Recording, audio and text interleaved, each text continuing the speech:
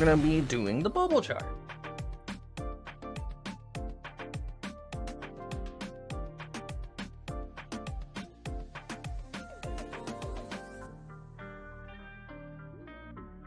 The music, there's my music.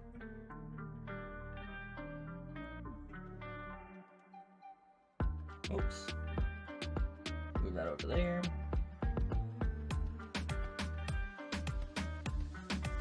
I can see the music. Yeah, same. Same as what? Oh, you're the same old, same old? Good to hear that you're the same old garage.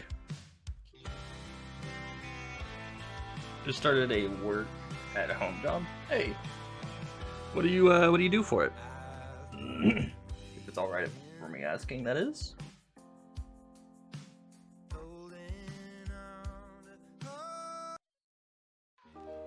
What station I'm on surprised me. Just a computer programming. Well, fair enough. Fair enough.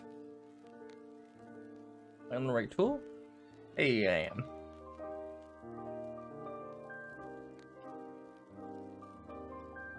But why is it flickering? Stop flickering.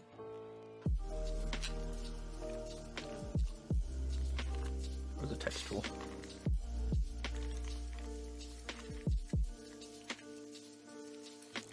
Well, that's not quite. So this will be the void, you know. How do I change the color on this? Can I change the color on this? Should be able to change the color on this, right?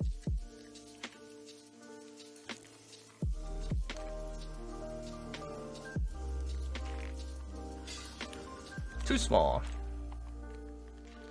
Too small.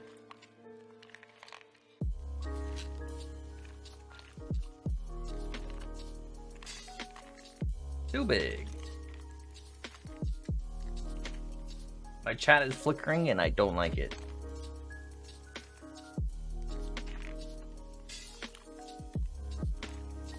Alright, well that didn't work.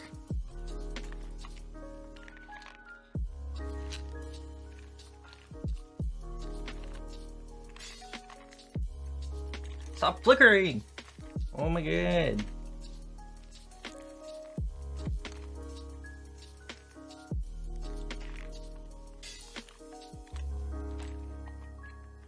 What?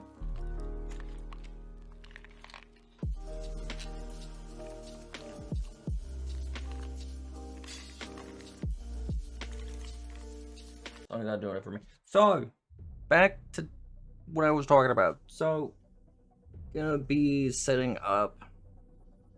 I'm gonna have to clip, not really clip, cut this portion of the stream out. Later we'll be playing, what was it called? I've been wanting to play it. Recently saw a video of somebody playing it. I was like, you know what? I'm gonna play that. I forget what it's called. I got it on Epic a while ago. I think it was for free a while ago. Anyways, so this portion, this is the going to be, what is it? What's the correct words for it? I guess the universe scaling? I'm just calling it a bubble chart because I mean I'm just gonna be playing with a bunch of circles. Ideally it's just gonna be a bunch of circles. So the most central point, right, is gonna be where all the big top dogs live. The strongest of the strong, the ones that all fear. I was just gonna simply call it the void because it makes sense, right? Things in the void are scary. Things in the void tend to be scary. And my chat is flickering again. Alright, I know what I'm gonna do. I'm gonna move this and use this instead. I really need to use it. I'm using it now because it's annoying me.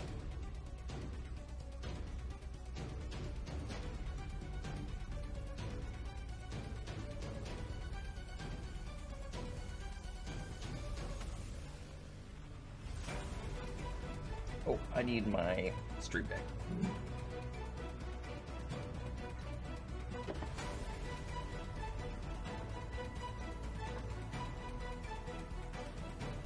Need the stream deck. So anyways, I've been wanting to do this portion for a while. It kind of just sets the ground rules, I guess you could say.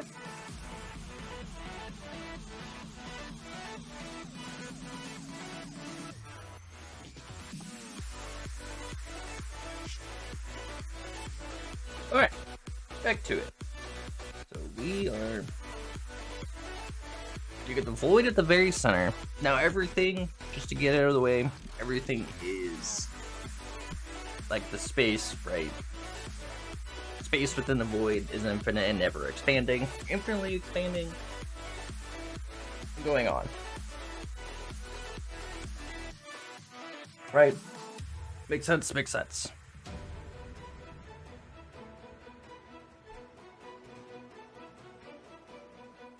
And then outside that, I don't really know the names or what you would really call them.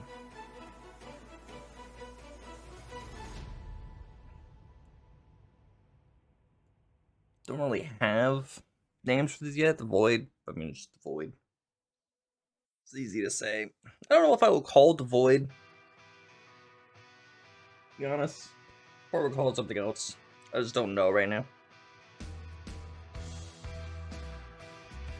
But the difference between the void and other, among other things that are the outside layers, the void is solid. What is this song? Am I just getting the exact same people? Isn't this on Surprise Me? It is on Surprise Me. So what's up? What is that? I mean, this one could be pretty nice. Anyways, so the centermost point is solid. There's nothing but this. But in the outermost layers, there are, I guess I could say, little circles. Pretty much just realms, right? Little ones just outside. It's a sphere. Light's bubble. It's spherical. But there are, oh, smaller ones just within it, you know, just all shapes and sizes, always expanding.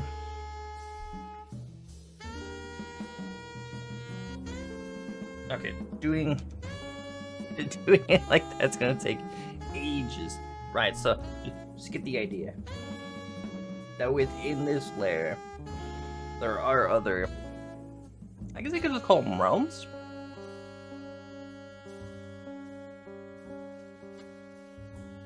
The wording on it is really difficult, right? But of course you got other, what do we want to make this one? Just make it red. That's just not what I wanted to do. Not in the slightest. I'll do the little circles later.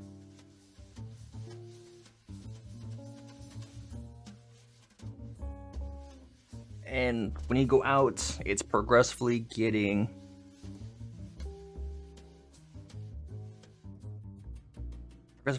weaker in terms of the beings that live.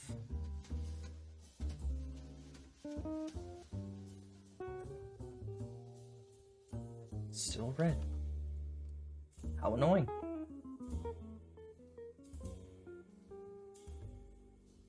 And this pretty much just goes on for a while, right?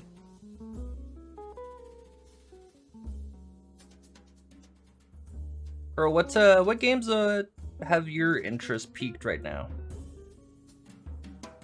While I play with this.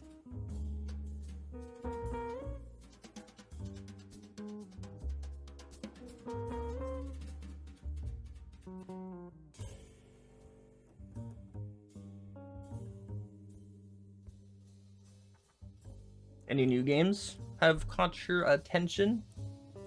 Wait, is it show like, oh, it does, that's cool. Okay. You can tell I haven't played with Paint in ages. I didn't even know that was a thing.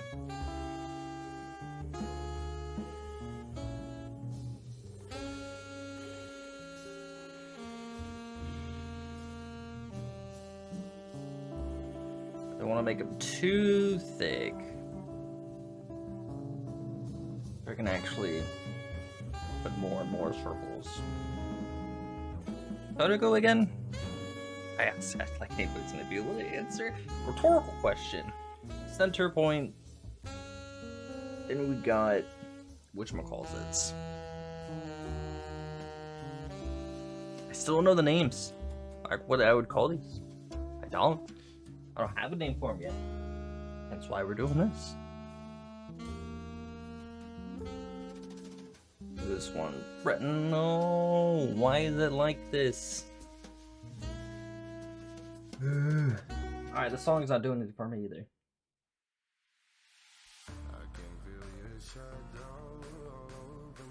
Too big.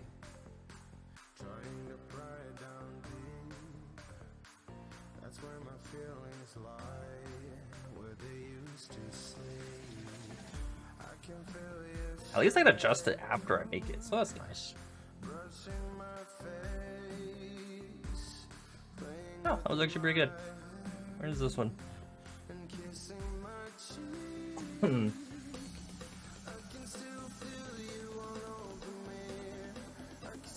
Alright. There should just be more, but for now we're just gonna go ahead and color these in. Colors don't really matter. I say that and I immediately change. It's just so you can see. Again, it doesn't really matter. Looks like a dartboard.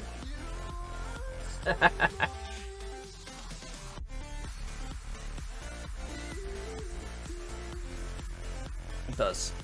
Looks like a dartboard. That's funny. Anyways, so the centermost point, you got pretty much the old, let's call them the old gods, right? The ones that all the ones that live out here are scared of.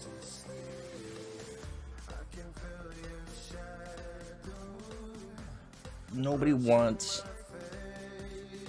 the ones that live in the centermost point to look at them, pretty much. But the farther you get out, the old ones can still see you, but you don't know they exist. Right? You don't really know they exist.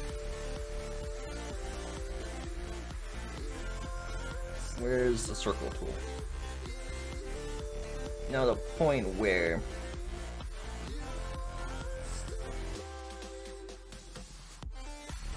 AKEADA currently would sit is not in here, not even close. It would be more out here. This is the realm that AKEADA would sit in, right? In terms of the Pantheon, we all know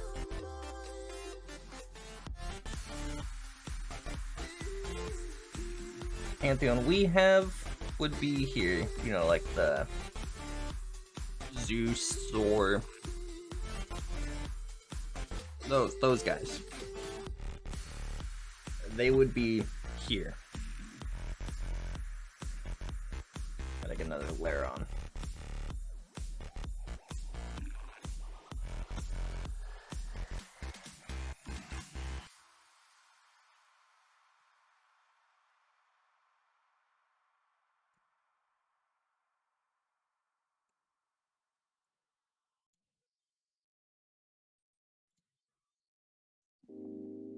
There we go. Color this in because this is the outermost. So the outer right? These ones right here. Dang it. This is where you would find the normal ones. Normal, everyday, every person, right? We're civilians and stuff like that. Now, the spheres, within the spheres, those would be the universes, right? And there's a bunch of them. All shapes and sizes. Okay, not really all shapes and sizes. They're all kind of touching each other. And of course, they're ever expanding. Infinitely expanding and stuff like that. And they... how to put it in words? Terrible at explaining things. I try, but I am terrible at explaining things. I can make it sound wonderful in my head, but actually forming it to words is rough.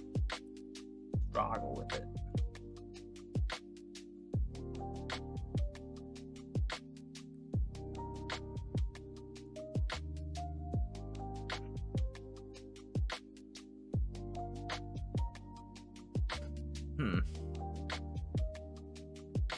Anyways, so these are where the normal universes are. Pretty much where is it? Where is it? This. So this place, right? This city would be in the green belt, which we were just talking about. So this city, this world, this universe would be here in the green belt.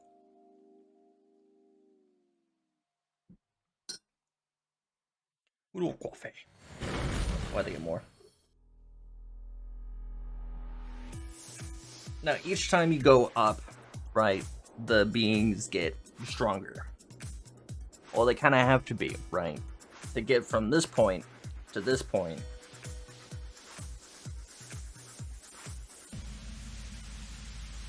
Oh, I wanted this. We're gonna use white for this. Actually, no. We'll use a different color. We'll use yellow. Can yellow be seen through this pretty well? Yeah, yellow could be seen pretty well.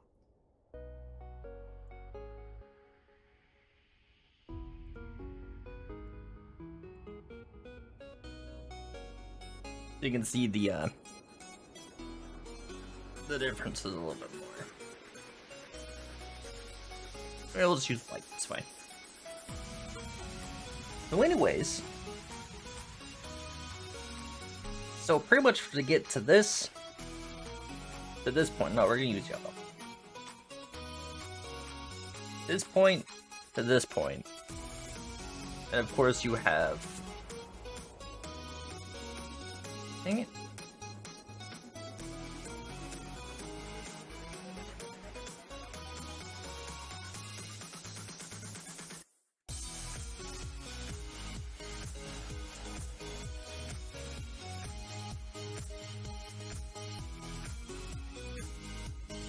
There we go. Pretty much to get to this point, you gotta get out of your universe, which is also ever expanding. Think about it like a, what is it called? A Mobius strip, I believe is what it's called. Where it has no end and it can just keep going. So it's everly expanding. Oh, I just had it. Just had it.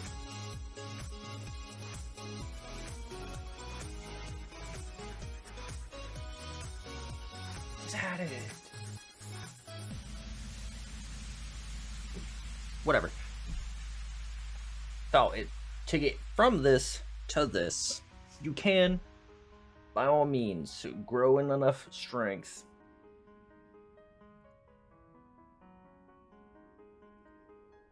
to get to here, right? You can make that leap, but you gotta be able to pierce I guess we just call it the veil. Pierce the veil between your universe and the belts. I'm gonna call it the belts. So it does take quite a bit of strength to get from here to here. What's a good way of looking at it? I guess to think about it like, I guess water would be a good one.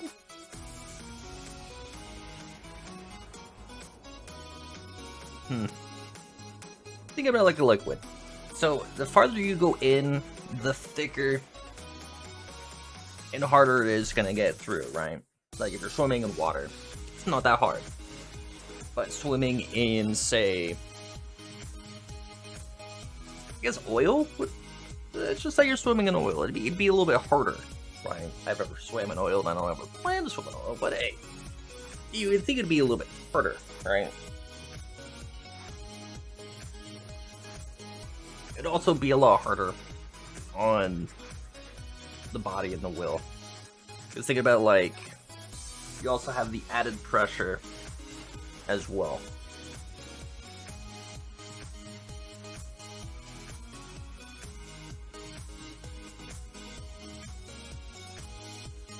I was going somewhere, I just completely forgot. But anyways, but yeah, to get from here to here, you gotta be able to.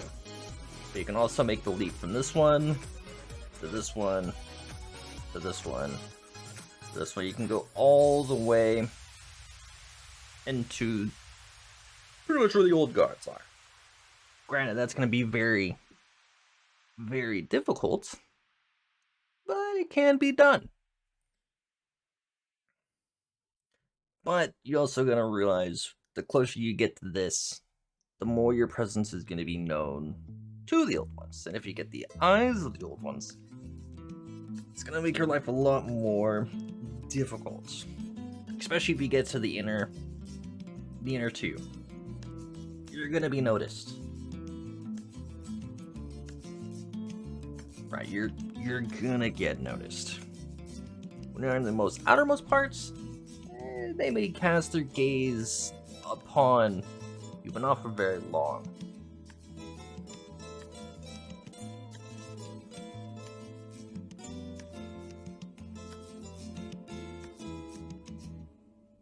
I'm gonna turn the music up a little bit.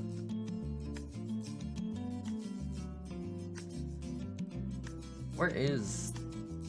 Ah, here it is. There we go.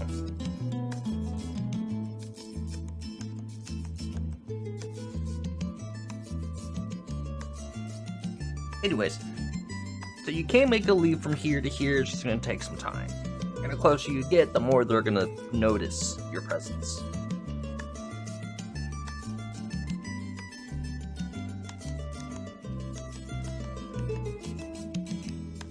I was going somewhere else and forgot. Right, so you got the normal people. Oh, I don't know what you would call it. Like where elves, dwarves, pretty much all start out. Even the dragons started out here.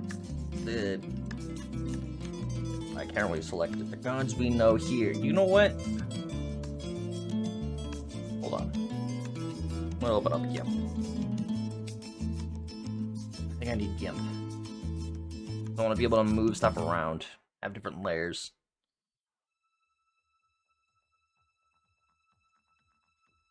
File, new. That's fine. Oh yeah, that's red.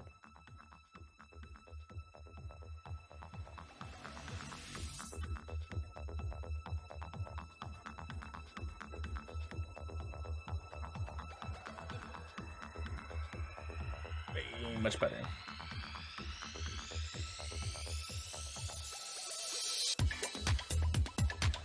Oh wait.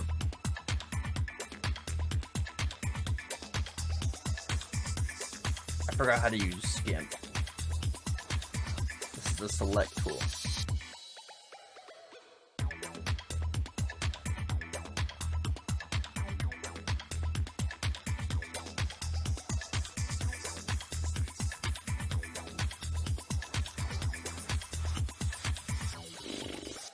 I'll have to figure it out later. Going back to this. What is this song? Alright, so where were we?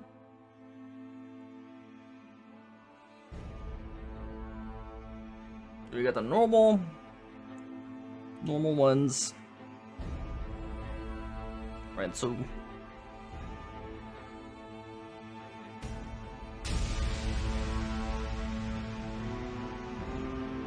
normals.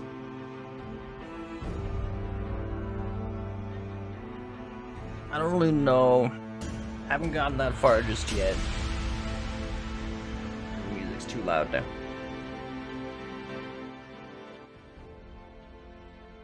I haven't really gotten to that far. To the point. Not every single thing has been thought out. A lot of it, I think, has been thought out pretty well. I think I'm going to be biased because it's my own. Like it is, of course, inspired by other things, as most things are.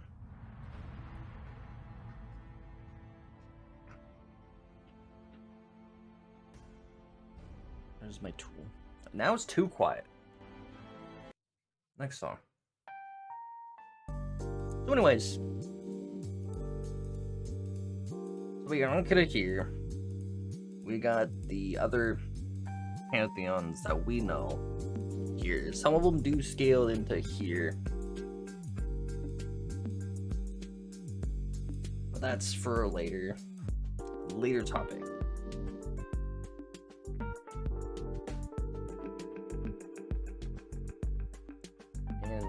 Terms of where's my circle? There's my circle. That's not a circle. So again, within each of these, there's going to be universes.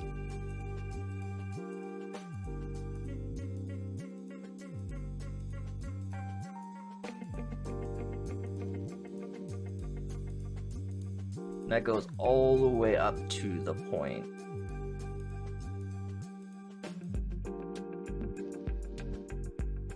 Now things do get pretty crazy. The closer you get to the void, because again, that's where the old ones are. And if you get their attention, oh dang it, you're not gonna have the best of times. Because unlike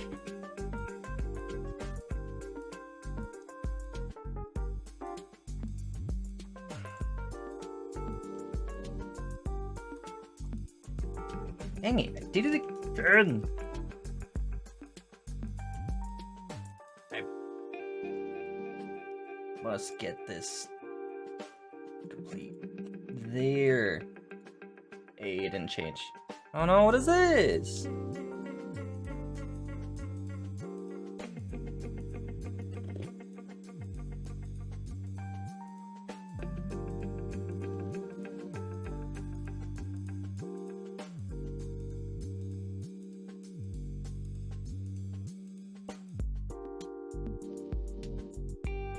There, we done? Got it? There, finally. Anyways, as I was saying,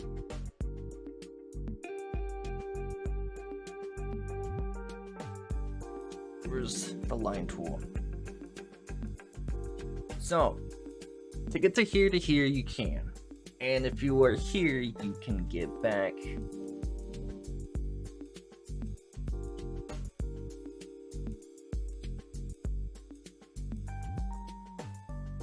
No, I guess the yellow works. So if you're here to here, you can get back to here if you're from here. The only ones that cannot leave the designated zone is going to be the guys that are in here. They can't leave. Once you get there, that's it. You can't get back. Now, you can have influence from here all the way out to here. Right? That goes to saying, so this one can have influence all the way out to here. Now, they can't influence inwards, but you can now influence outwards. So again, think about this as an actual, think about it as a ball within ball, and balls that are within the balls. All balls talk. So anyways, you can influence outwards, you can't influence inwards. That's an easy enough example.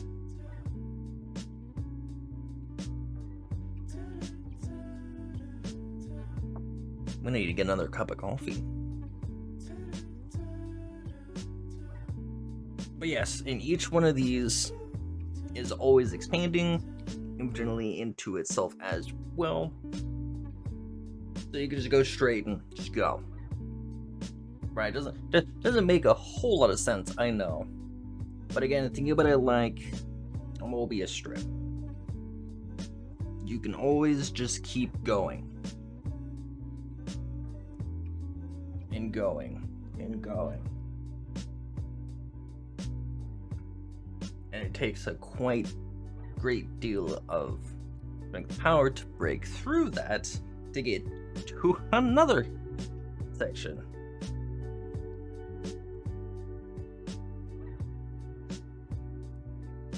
So it's pretty much how in I guess layman's term, an example. That's what I'm thinking. I'm starting to get overly excited talking about this. My chat needs to stop flickering. It's rather annoying. Rather bothersome. So anyways, it's really easy to see if you think about the universes within the strip. This right here, the green. Let's just focus on the green part. Easy to think about. These gray circles are the universes that things live in. If they are kind of like Mobius strips, right? It's easy to think about it like that when you think that they're infinitely expanding. So they're infinite in size.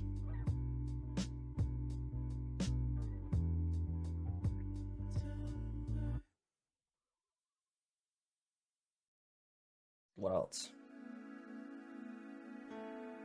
There's more.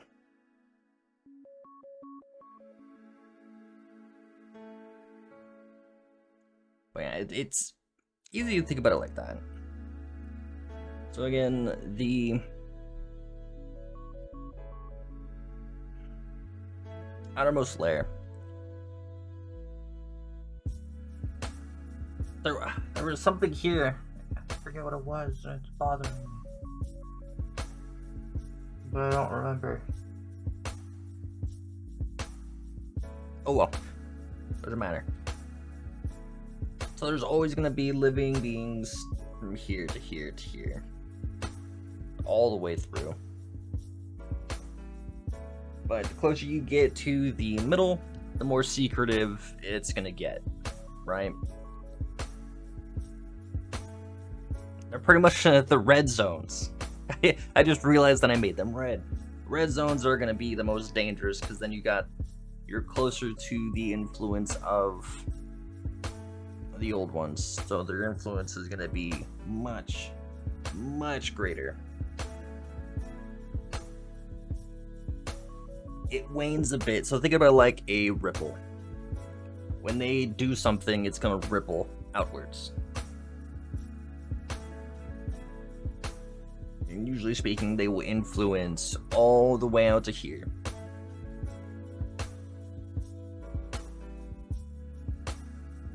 Typically speaking, the ones here are going to be scared of the ones here, and then all the way up to here. But typically speaking, these guys, the ones that live in the green belt, don't really know the existence of pretty much all of this. Once you break through into the purple, then you realize that things are not quite as they would seem. The oblivious pretty much live here.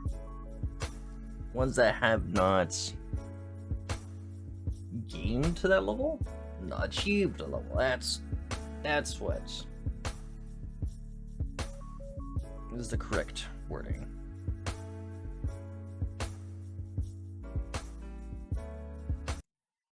Music options I have right now are pretty bland. Wow.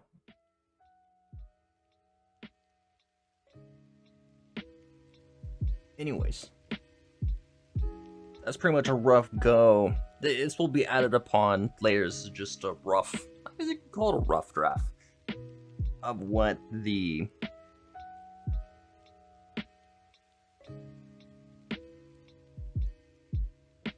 I guess you can call it power scaling. Yeah, it was called power scaling. We'll think about it otherwise. So this is pretty much the bubble chart. A rough draft of it, at least. That I wanted to say before I forget.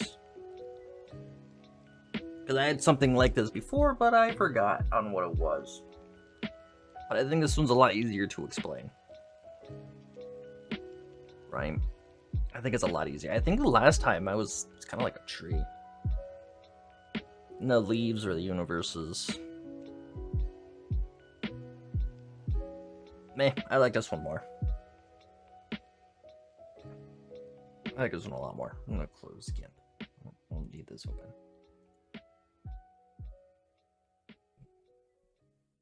But now talking about... Oh. No, that's wrong. We need this. We're gonna move this up. Sorry, I was moving my scenes. So, this.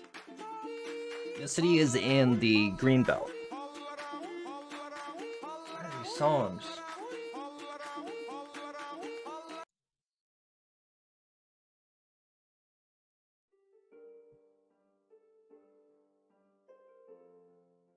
Anyways, this is within the green belt.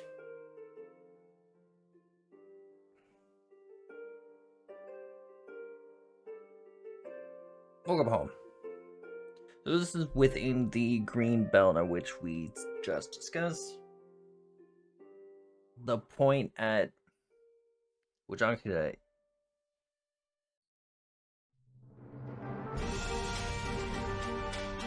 Wait, there's an echo?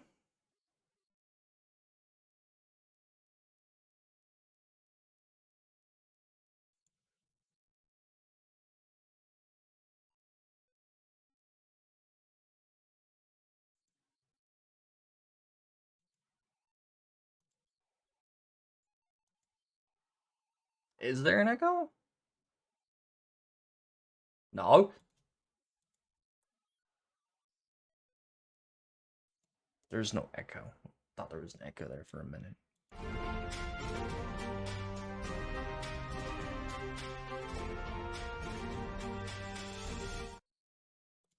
Man, what the heck? There ain't no echo. Making me think I was echoing. I was about to get irritated. The entire time I was echoing, there ain't no echo, man. What the heck?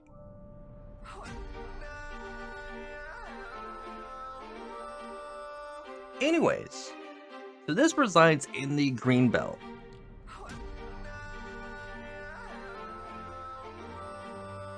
Probably, because unless there is an echo, I don't know if anybody else here can say it, but I mean, hopefully Kura would say something if there was an echo. Just saying. I don't think there's an echo, but... Anyways, this is within the green belt and with all of the people that live here, the job. This is still talking about the bubble chart, and one of the roles I play in it is going to be others can do it as well, but they are at the, I guess, the pinnacle of the green belt, and that is the weavers. The weavers it's pretty much making tunnels in space, in time, to connect one universe. Okay, there's universes within universes, but that's besides the point. The gray the gray bubbles, right? I'm just gonna call them bubbles. So to connect one bubble to another. And that's where this city comes into play. It acts as a kind of a hub for a lot of different races.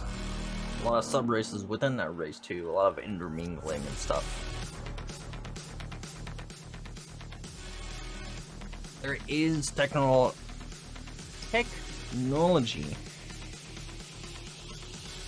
but this city primarily goes with magical stuff, hence the crystals.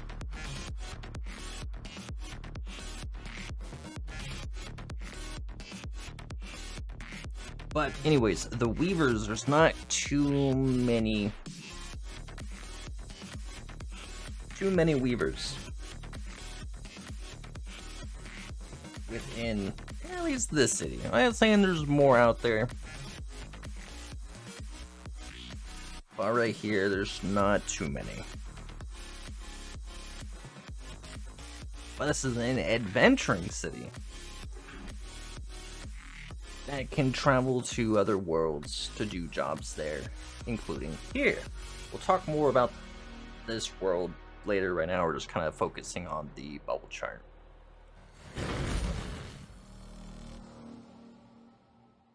The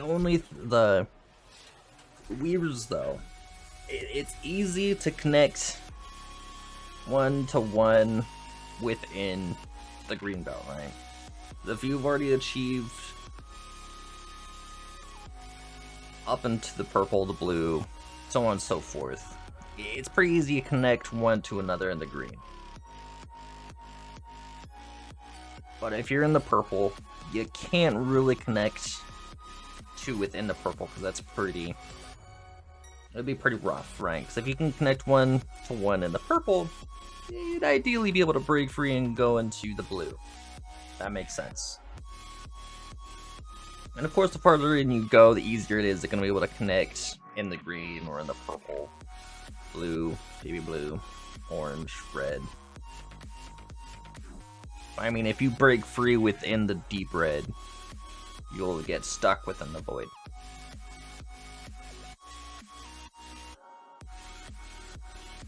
I don't really have names for these just yet, or which we would call them.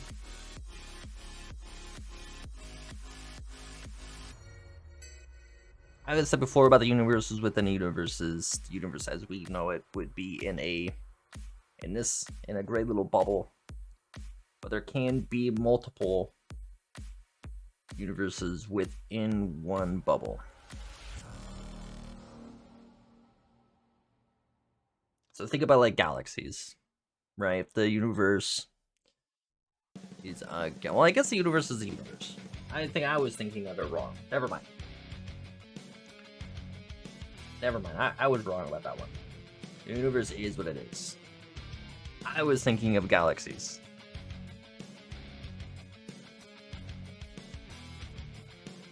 That's what I was thinking. That's my bad. So anyways, connecting universes to universes is the Weaver's job.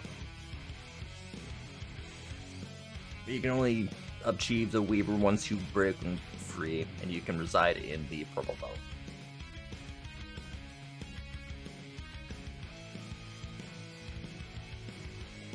But again, once you break free, you'll gain the attention of said next to the belt. And that does pose quite a bit of a challenge, right? So say you broke free from into the purple. Evening, Flexna. Evening.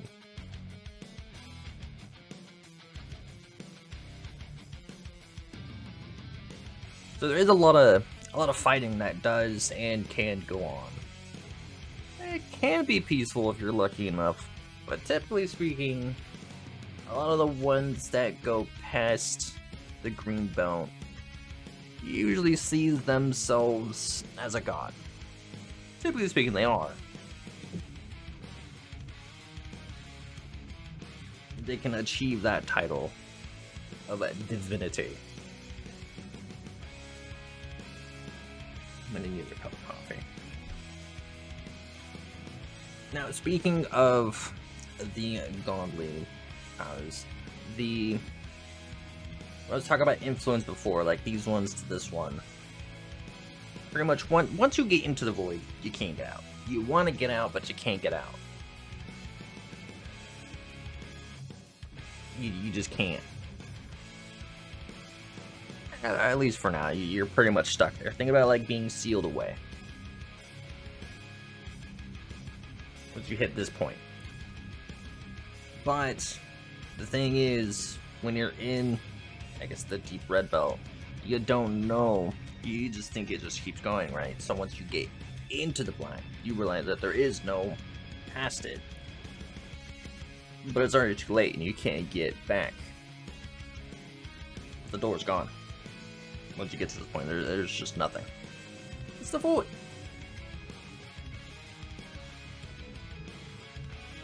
But the ones here don't know that this is empty. Or not empty, but a one-way trip. So pretty much from here,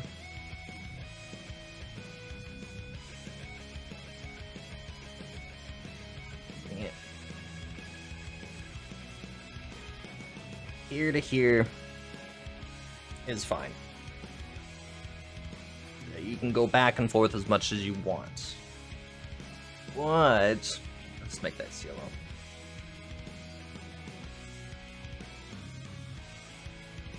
Once you get in here, that's it. There's no out, there's no in. But the bad part is, the ones that are in here can still influence the ones out here. They can still see, they can still whatever, but physically they cannot get out. They are stuck. Their soul, their body, will forever dwell within the void.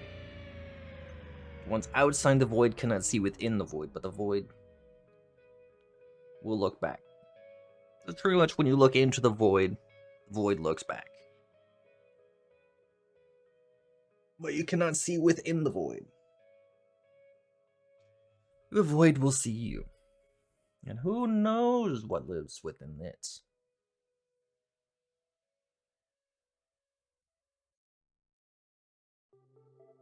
I went off on a whole tangent and I forgot what I was originally talking about. What was I talking about?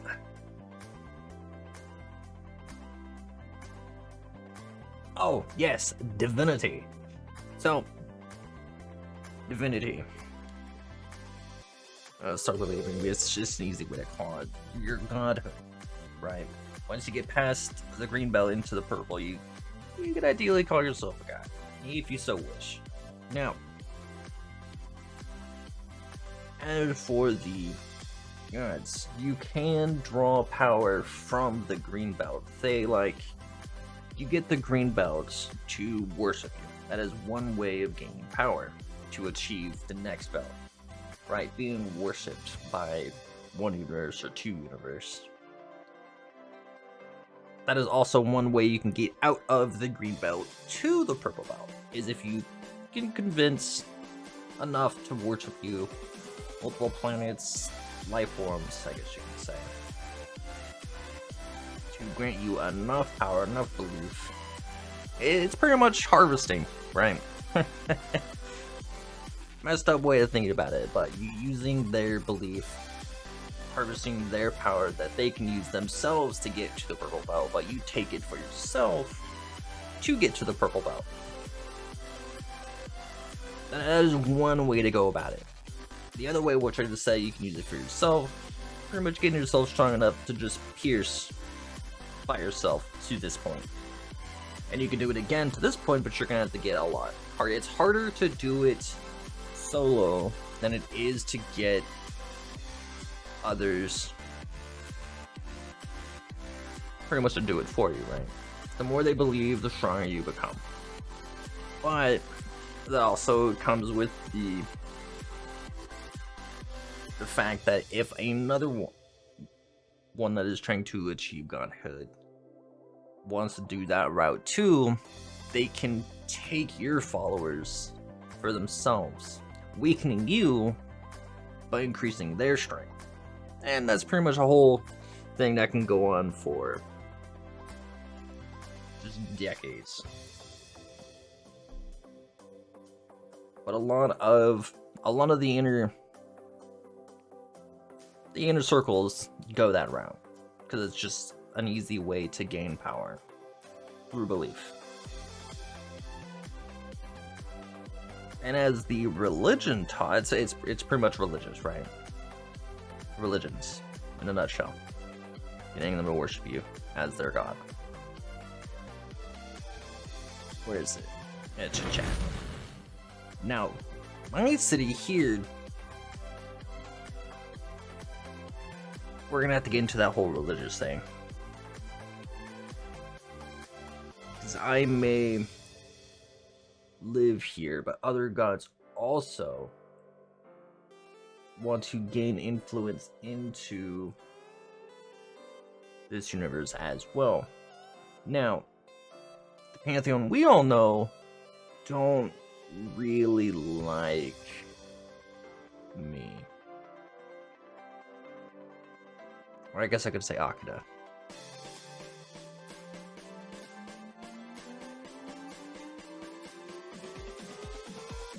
They don't like AKEADA very much, but that's a whole other story. And one of the main reasons why AKEADA is within the orange belt now, and they are in the blue belt. There's reasons for this. That will come at a later date. I'll talk about that later, I should say. We're not talking about me, we are talking about everything else.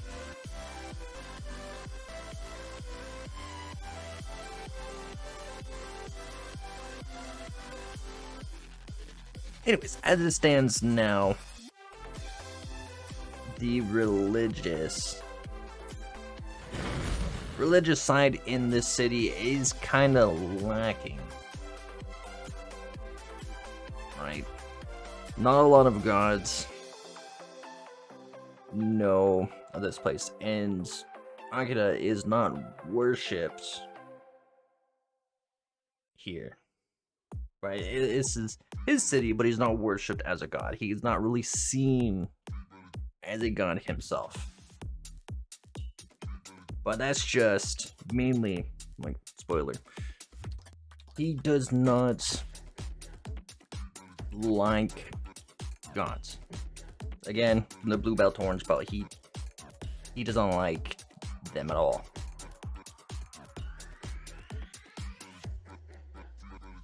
So he's not worshipped, he doesn't gain power through that method.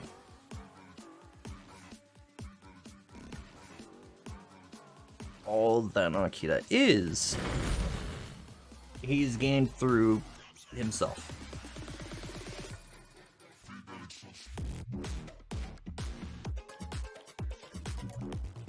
Now, not to say that he doesn't have any allies within this, but that's far and few between. Anyways, as we just talked, there's two methods of gaining power as a god. Those are really the only two. And it's really broad, blanket term. It's meant to be. Right? Like, the worshipping one is what it is. The other way, by yourself, you can pretty much take the power that the others have achieved. Now, taking their power doesn't mean that you'll gain power they would for being worshipped. Like, say a self-made god defeats a worshipped god, and that god is dead. Right? They just get schlined. eventually the one that was slain can come back through the belief of its followers, or her followers, whatever, of their followers. They'll eventually come back, but they will start, like, say, let's just talk about the purple belt, right? Two beings are fighting in the purple belt. Self-made and a belief one. The self-made one defeats the belief one. They perish. It's pretty much like a reset. They still have enough people believing in them. They'll eventually come back, but they'll be born within the green belt. And they'll have to break through to get to here already. But since they already have the people believing in them, it'll be a far easier task to get from here to here. But they can also fade to time. And as time goes on, your believers will stop believing in you, especially if you don't have any influence for them. Like, they can't get, like, think about paladins, priests, right? They're pretty much using a boon from you to help others, right? They're using your power. Is that right? Anyways, they get boons from you. They help others with said boon, which would increase your influence, which would gain you more power. But if you would perish, your boons would fade over time. And if they can't really benefit from it, they'll slowly stop believing. Right? And then they'll just move on, or you'll just get lost to time. And they'll believe in another one. It's just a cycle that just keeps going and going. But if a self-made one perishes, if the belief one would defeat a self-made one, the belief one can take all the power that the self-made one had into themselves, and they can burst through into the next one. And it's just a cycle that just keeps going on. So if they would fall here, they wouldn't fall back here, they would fall here. So if you're all the way in here and you perish, you'll be sent back to the beginning if you have a means of rebirth.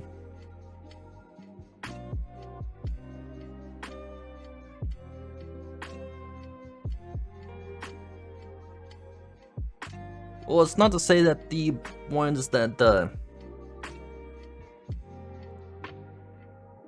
No, let me read what you said. I think I read it wrong. Would imagine the self-taught ones would be stronger because they had to work for it. They had to rely on their followers. You would think, but the follower one is a lot more volatile, right?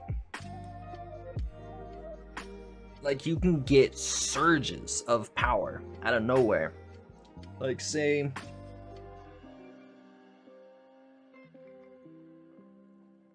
you had a world that was about to be destroyed, but one of your followers, or a couple of your followers, a party of your followers, save it. They save the world. Pretty much they would know, or they would start, not all of them, but you would get a big surge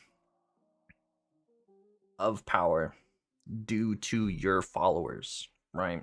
Or say if your followers destroy something, and if you're not like an evil god, they don't fear you, because fear can still be a fuel of power as well. Love to fear, right? Same thing.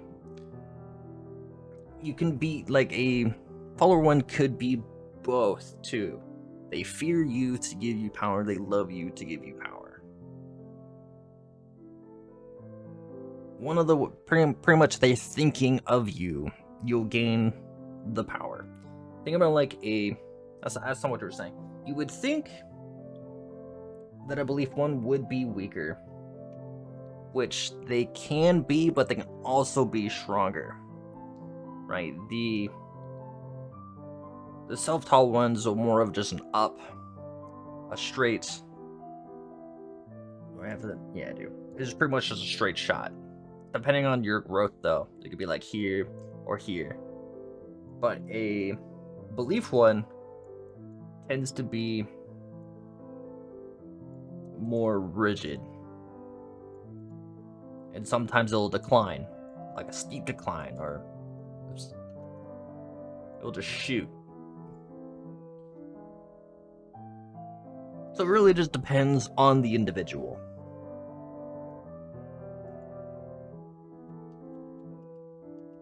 They both have benefits, but they both have risks. Right, like the ones that have the followers can be considered the more safe path than the self one, because the belief one is almost a guarantee to be reborn, be able to start again, because a lot of your boons and stuff and your followers would have faded and you would be a sliver of what you were. But these self-taught ones, if you don't have a means that you've set up yourself to be reborn, you're gone. You're done and gone. That's it. There's no redo for you.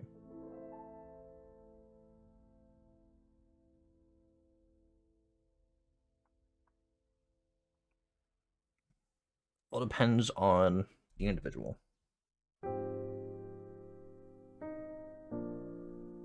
One of the things I am looking forward to thinking about and coming up with and doing stories that way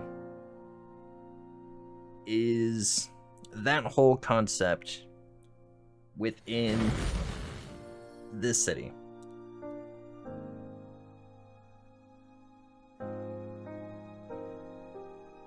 I'm looking forward to coming up and working with or talking with other people with that idea. It's not going to be the only idea, stories that we go with, but talk about that within this city.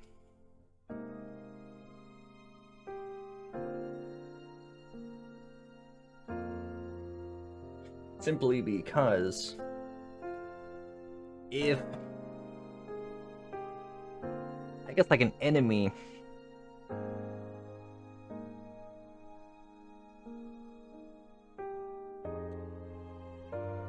that is super small.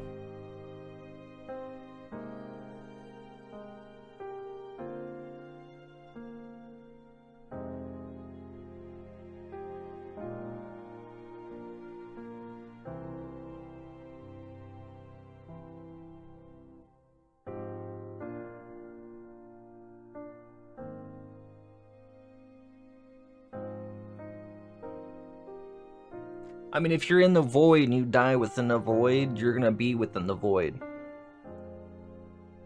The void's pretty much the end-all, be-all. Once you're there, you're there. You're no longer dead, you're no longer alive. You just simply are. Oh, if you die in the red, you'll just be sent back to the green.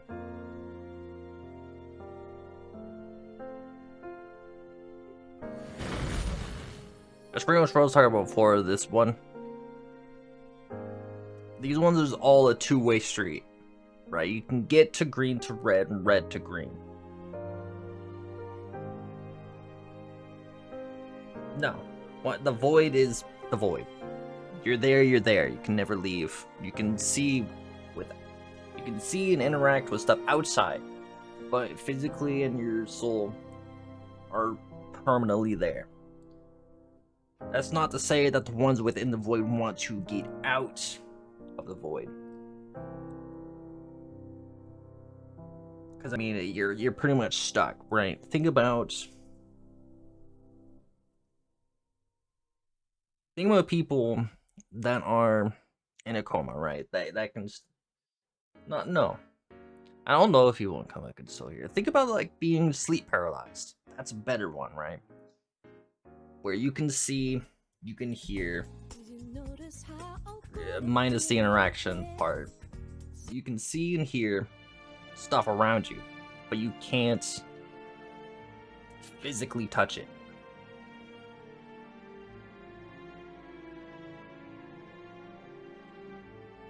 That's pretty much the void. But being the entities that went from greens into the void, they can still, it's more of a mental game now, right? They can influence your soul, influence your mind. Think about like, that's a person who is able to mind control you, right? But of course, the closer you get to the void, the stronger that becomes, because it's not diluted through the infinite space. Because you gotta keep in mind that the ones in the void can influence all the way to the green belt within the universes. And that's stretching through multiple layers of infinite realms, right? So pretty much, you don't want the ones from the void to get out. You don't want it. But they want, the ones in the void want to get out.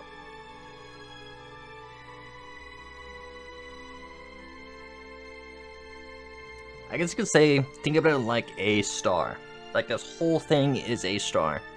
All of this is pushing on to the center. The center is trying to push out, but all of this is pushing back at it. And it's a pretty short example of what is happening here. This wants out, none of this wants it out, so it's pushing in.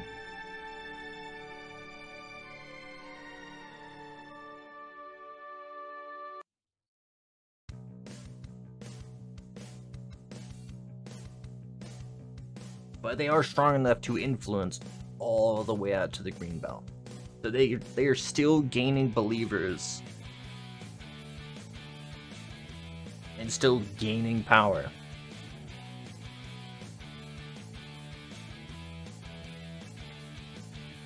And ever growing.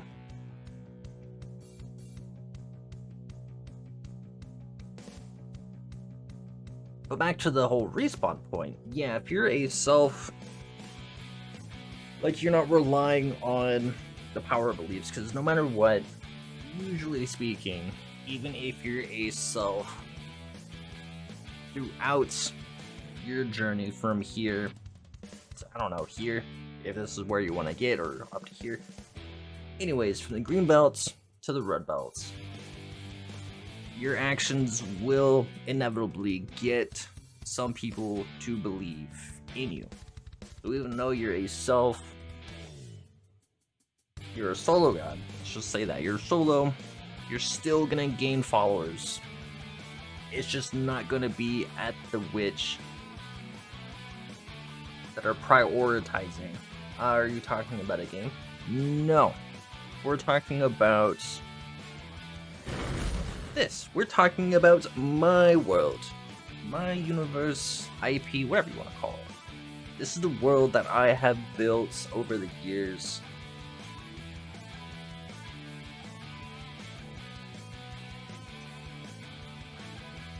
That I am now actively trying to build with people, rather than being just a gaming channel. I want to focus more and talk about and do more on this. I want to build this up more.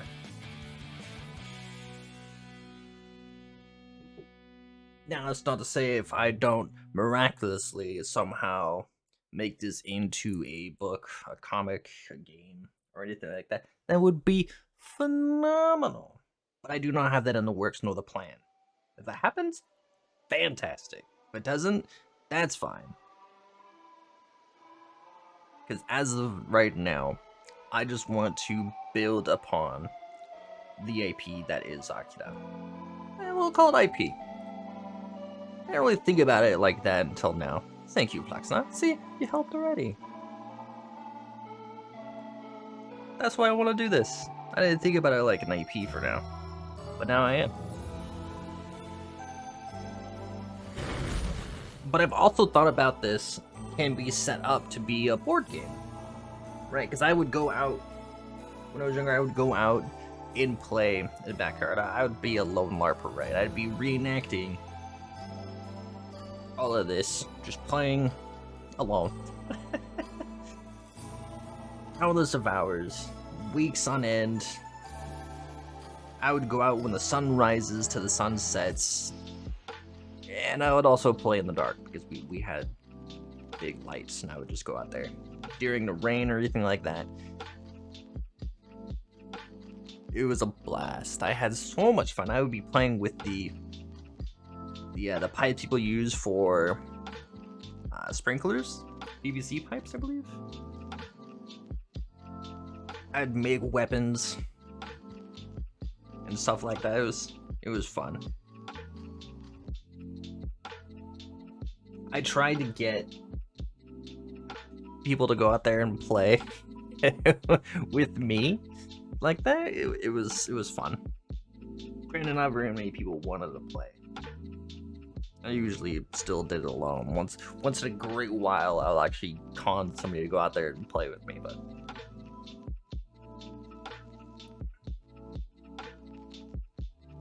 if I had access to a forest or lake, that'd be really fun. Because a large portion, spoiler for the backstory of AKEADA here, there is in an ocean part that I would have loved to just be able to play in the water with it. That would have been a blast. I didn't have that option. Same as the forest. Well, everybody that remembers the forest section of the story that I did talk about, which I will talk about the backstory later. I want to build on what it is, or what I want it to be now, which is the adventuring city. Right here. This place. This lovely place. We're going to eventually talk about all of the different subspecies that are here. Right, because I had a great idea that I didn't think about before, which I'm still thinking about and almost talked about today, but I'm going to wait on that. It has to do with the whole divinity portion of it. Back to the topic at hand. Like I was saying before, the solo ones will gain believers. They can give boons as well. Usually people who've achieved into the purple belt can give boons to the green belt, right? Because giving a boon to a life form in the purple belt, when you're a purple belt, it's not going to amount to much. They're not going to be able to do very much. But gaining the power of somebody from the purple belt to the green belt is vastly different. Now, the downside for accepting a boon is that a lot of the time, the ones in the purple belt or blue, whatever. Where was I going with this? Anyway, right. So ones that accept boons are technically stunting their own growth. Right, so like say a green belt will never be able to achieve purple while accepting a boon from someone. Like say a red belt gives a boon to a green belt, they're definitely going to be stronger than somebody that gets a boon from a purple belt. Right? A red belt boon will always trump a boon up to that point. But you may be extremely powerful. You'll never break the veil to the purple. Even if you're green, destroying others. The purple will still be able to beat a red belt boon user, of course. It'll definitely be a struggle of a fight. Anyways, the ones who accept the boons are still giving power to the one they get the boon from. If that makes sense. Right? It's not a give and take situation. Realistically. The purple belt will give to the green. The green will give to the purple the boon. Oh, no. It is a give and take, but not in the long run. It is a short-term gain. That makes more sense to say.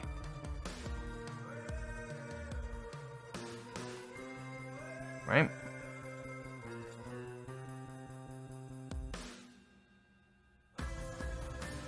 Alright, think about it like this. So, a purple gives a green a boon, right? Gives enough boons, enough spreads.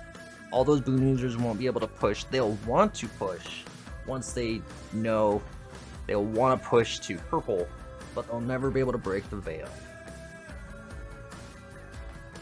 But they will give the purple user enough power through their triumph to push to blue. And now that they're in blue, they can start that whole process over in the purple belt. And push to the blue. And it just keeps going on and on and on. But meanwhile, those boon users are still trying to push to this belt, spreading the name of the divine that they got the boon from. If that makes sense.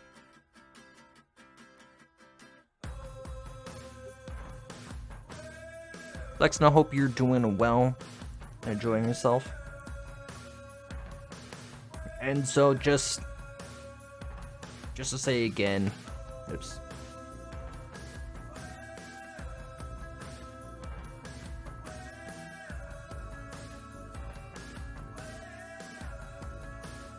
There are an infinite amount of universes within each belt, always expanding.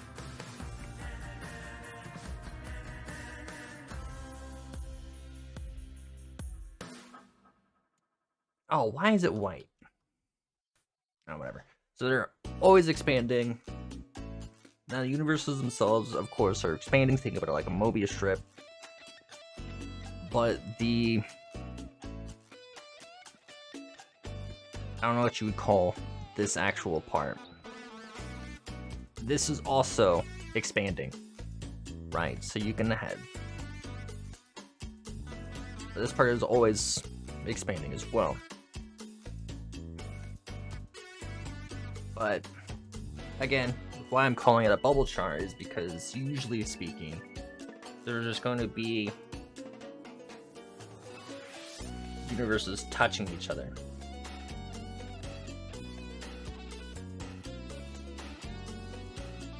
I guess, think about it like a bag of marbles, right? You get a bag of marbles, you get another... Or you get a big bag of marbles, you get another bag of marbles, you put it within that bag of marbles. And it just keeps going. Up until the void. Right, does that make sense? Think about it like a bag of marbles. I think that makes sense if you think about it like a bag of marbles. I'm okay playing some Dauntless at the moment. Some chill. Nice.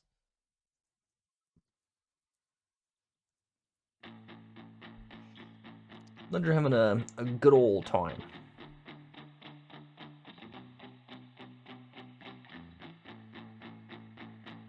I will be right back though. I'm gonna go refill the cup of coffee and use the restroom. Back to this. So, self-made, and then the belief. Right? There's multiple ways to gain the follower trait, right? You can have people fear you, people love you. people respect. The end goal is you want more people to think of you, right? It's more of that mental energy game. Even if you're just an afterthought, as long as you are a thought, you can gain power from said individual. Now, if said individual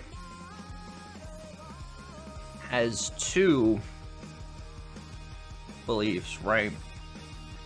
Say two gods are trying to influence one individual. It's not going to split the power and like it just halves it, right? It pretty much just annuls it until said individual picks one. It's either one or the other, it's not two. Not to say they can't believe in both, but those gods won't gain anything from that. They're like, I guess the easy one is just it nullifies each other.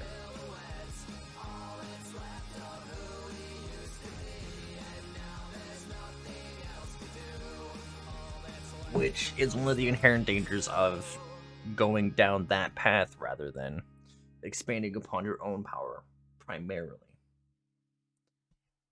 But no matter what, usually speaking,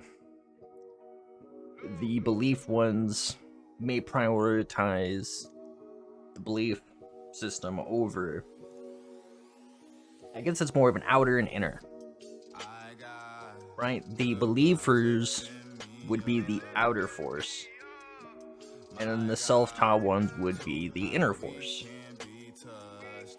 Now you can benefit from both, right? You can focus on both and be good at both, or you can just focus on one. But usually speaking, no matter what, there's always going to be some form of inner and some form of outer.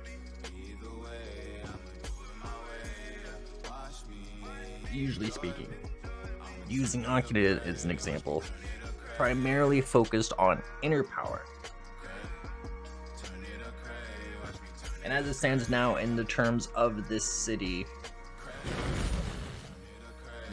no one here knows or believes directly that AKEADA himself is on that level. You're good, Flex. No worries. Always a pleasure to have you here. Hopefully those expeditions are going smooth.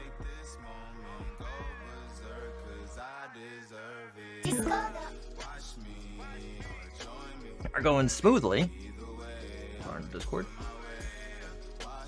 But throughout AKEADA travels, he has gained a small amount of followers. They are mostly. I'd imagine that the escalation would go smoothly. I'm sure you're destroying everything.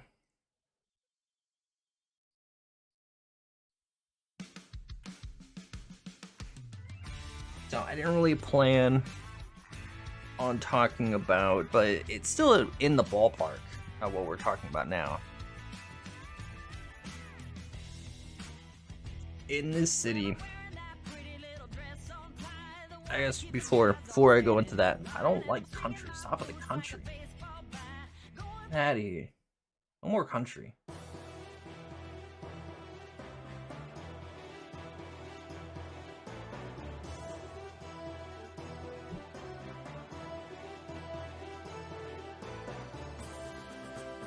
I mean, at the end of the day, if you're the last one standing, who really wins?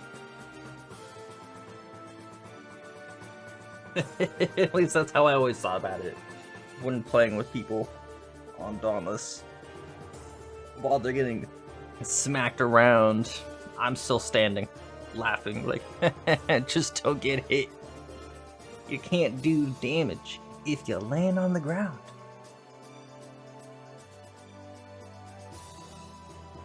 You just can't. You just can't.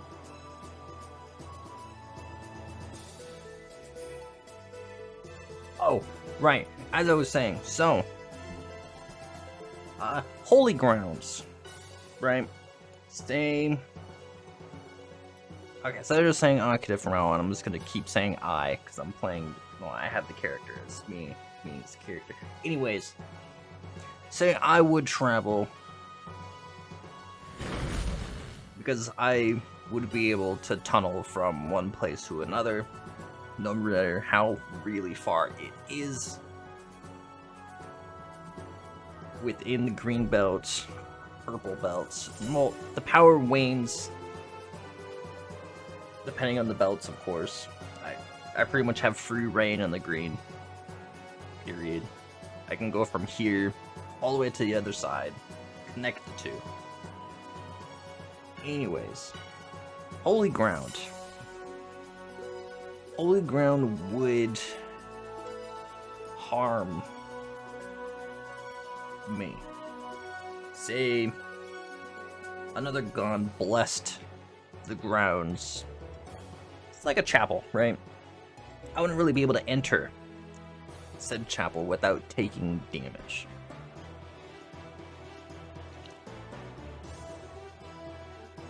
Unless invited in. Because again, gods versus gods. Strong beings versus strong beings. And vice versa. If I had holy grounds, they wouldn't be able to enter or influence there. They'd be able to influence around, but they wouldn't be able to influence there. If that makes sense. Like, say a blue belt has full control over one entire universe in the green belt. That's pretty much locked. No matter what other, they can try, but it's going to be very difficult. The only ones, okay, a blue belt takes full control over the universe in a green belt. A purple belt won't be able to do jack against it. They'll have to just move on. But a light blue belt can slowly influence a full controlled zone by a lower tier belt. So ideally, in the end, a void could just take control over everything. If it gets to that point. Which it ideally won't, because more universes are being born each. Are always being born. And some die, some are reborn.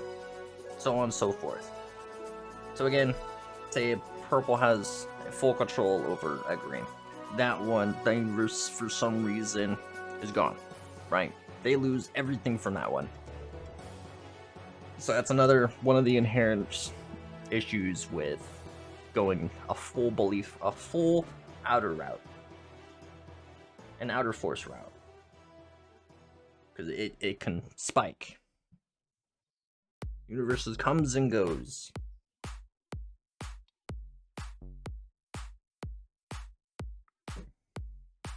Which is really hard to say because within each belt, time is going to flow differently, right? It's either going to be faster, it's either going to be slower.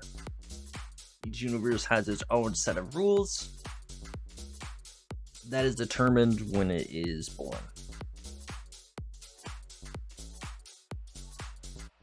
Pretty much the laws of physics, right?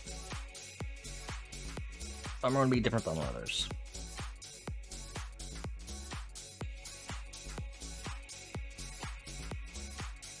But typically speaking, they're usually all similar. Yeah, the rare occasional one where everything is just backwards.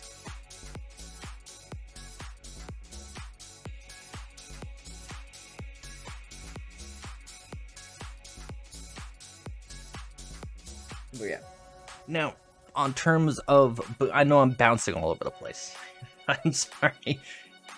I get a little excited when I'm talking about this, and my mind races a mile a minute. So I'll be talking about something else and immediately just start thinking of something else as I'm talking about what I'm talking about. and I'll lose my train of thought and start up something else. Anyways, boons. Boons can be a bunch of different things, ranging from like a holy power from a paladin, right? Or mutations. They can go from mental to physical. Grant you physical strength, magical power.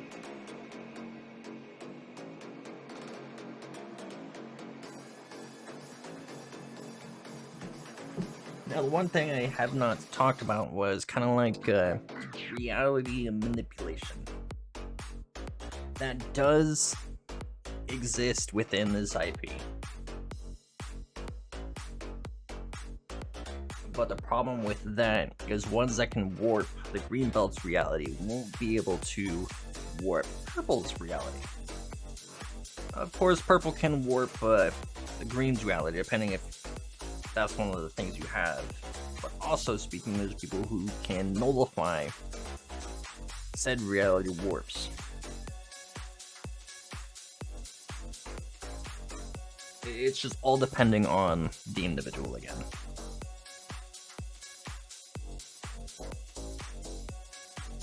That talk falls back onto the beings trying to push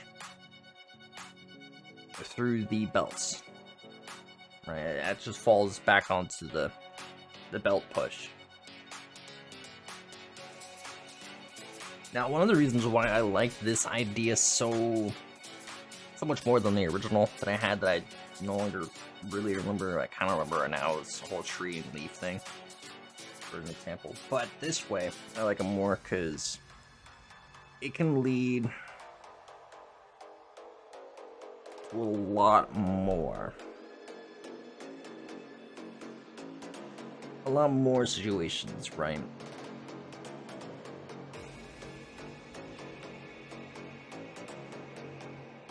Because there's a countless amounts of worlds that you can realistically go with. Oh, not worlds, sorry. Countless number of universes to explore. Except for the void. You don't want to look into the void.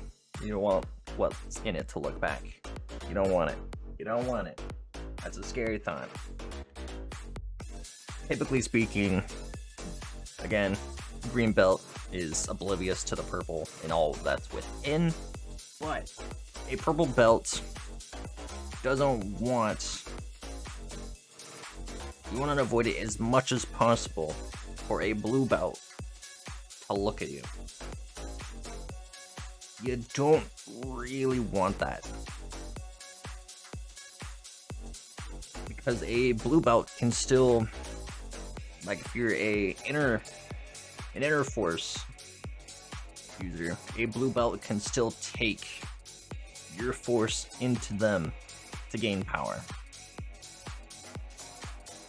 That is one of the struggles of being an inner force user rather than an outer force user. So an outer force user is not as appetizing as an inner force user, because you can easily add an inner force user to your own. It is much harder. You can pretty much steal their identity and say take half of their outer force, but that's so much more work than just to do your own thing. Now, some individuals may want to go that route, say Loki, right? A trickster god may go that route rather than another, make his own, or would rather just take somebody else's. There's a bunch of different routes you can go for the inner and outer force.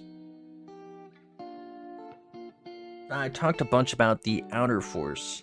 Now for the inner force, you could build up your own, or you can pretty much be an inner force thief, where you go out and rather than just building up it yourself, you take others' inner force into yourself to gain power, rather than just pretty much training and getting stronger that way. Typically speaking though, inner force, this is just inner force talk, if one that only Let's just stick with the green belt. A green belt Air Force user managed to get the purple without taking any. It was just full on himself. Training, breaks through purple, does the exact same thing up to blue. Right, has had no real interaction with anybody else. Has managed to slip under the radar from the purple, from the blue, or any of the other ones. Has gone unnoticed completely.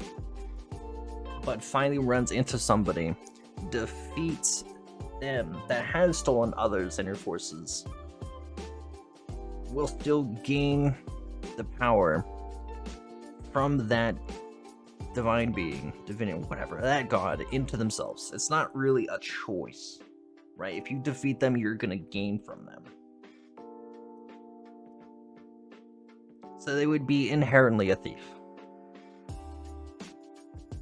But the difference would be is they're not going out deliberately hunting down Air Force user gods just to take from them.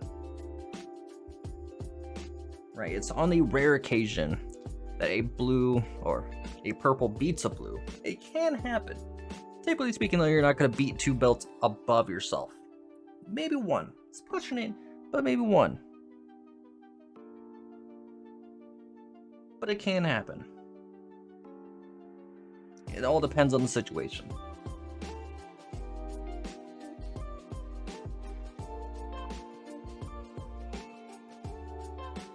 But end of it is there are multiple different paths to take to achieve the same thing and pushing through the belts. Whether you go inner force or outer force, there's a bunch of different paths to take for the inner force, and there's a bunch of different paths to take for the outer force.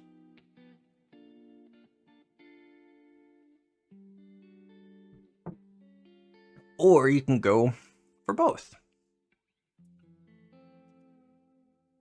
End of the day is you're pushing for power. Either it finds you or you find it. As soon as you start playing the game, that's it. Of course, unless you are a boon user, right? Like say a green belt pushes into a purple belt. Right? Now they're struggling to break from the purple to blue, but they don't know about the whole boon thing, right?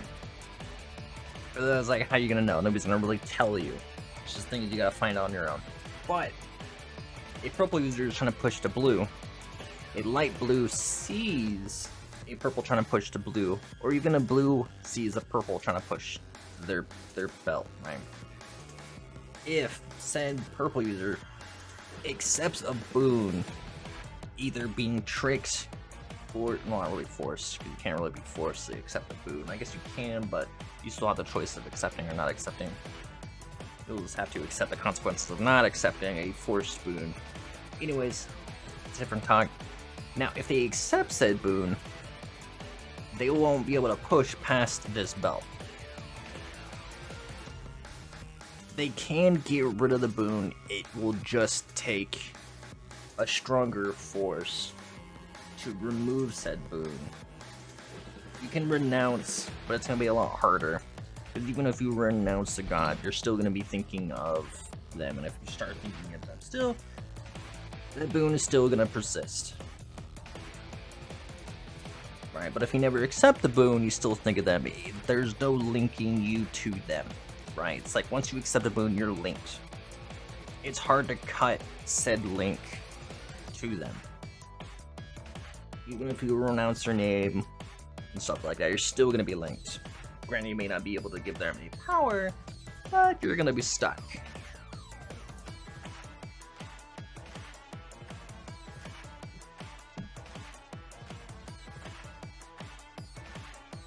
It's a vicious game to play.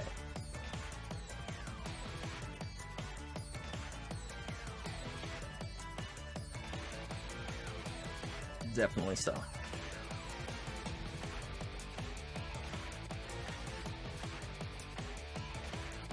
Now, let's talk about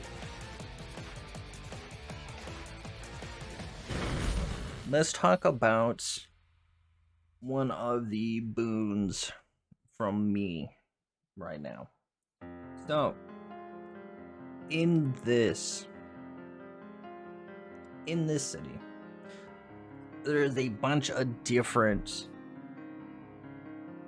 species, right? You got the dwarves, the elves, so on and so forth. You got demons who live here as well. You got dragons. You got above ground life forms and below ground. You got some sea, which you can see the river behind me. You got some sea. Right, and there's a whole bunch of different species that come to live here or are born here. But back to the topic of the boon. Now, being the cursed being that I was, still am, but the boon that is offered not necessarily by choice. It's just a proximity. You can call it a proximity boon. If generations of life forms are within too close of proximity with me, they will start to mutate. But that's just due to the curse. The mutation curse that I was born with. It takes a while, right? You're not gonna just be born with it. Like if a baby is born next to me, it's not gonna just have it, right? It's gonna be like, has to be like the fifth generation. Anyways, those beings now are called Starborns, and they mainly work with the metal. All these crystals that you see is star metal.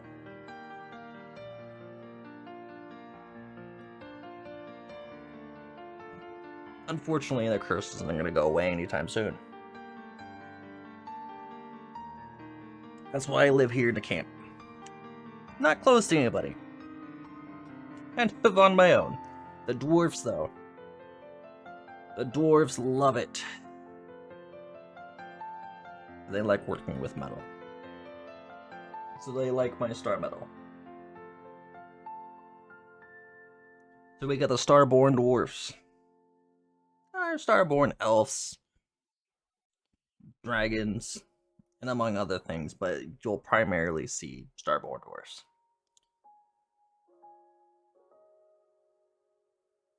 Now, luckily enough, a lot of them just think I'm also Starborn.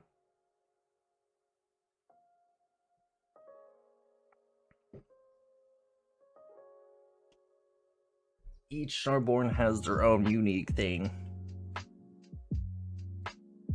as well. That's a different topic. They just think mine is growing crystals, as you can see.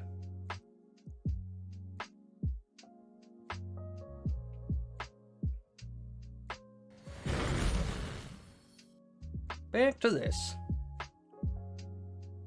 So again, the world that we will primarily be seeing and exploring is within the green belt.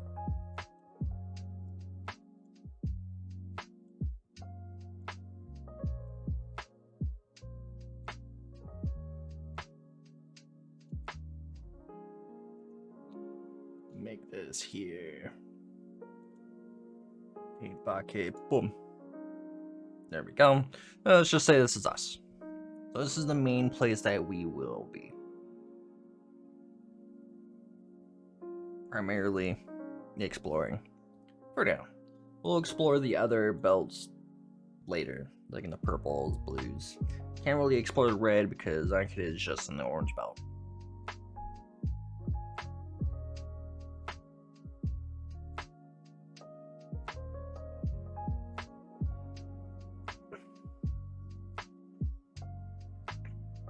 Yeah, we are here. Now, as it stands right now, I don't have any plans to explore others breaking free of the belts from the city just yet. I just wanted to talk about this, like, in its whole, so we know, I guess you can say, the power scaling of said universes,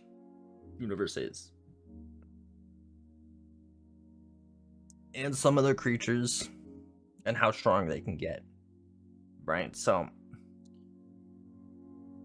void beings you don't really want looking at you. Ideally, you want to slip under the radar for a lot of things, right? Even if you're causing an uproar in a blue belt, a lot of the times an orange belt may glance your way, but a lot of the time they're just going to ignore you. You're going to be like an ant to them, right?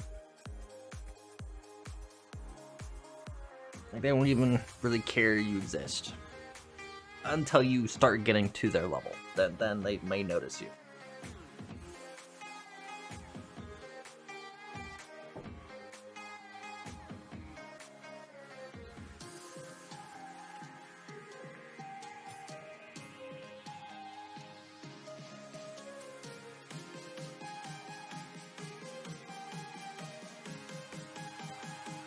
A short little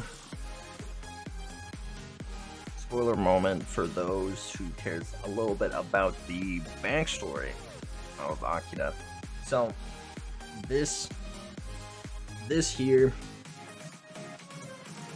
would be the pantheons that we, maybe not all right here, but anyways, the pantheons we know are within the blue belt, like Zeus, Thor, Odin, Loki. Gods we all know and are familiar with are here. Now, AKEADA sits here, but he didn't always sit here. Of course, because he made the leap. Anyways, there was a war when AKEADA was here.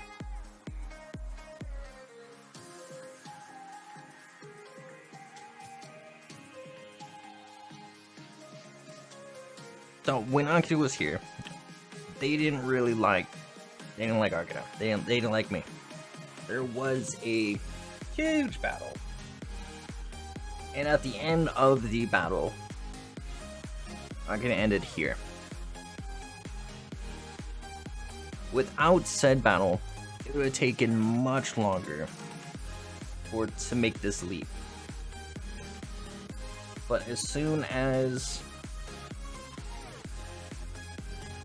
I went from here to here, the war erupted, and then it pretty much went immediately to here.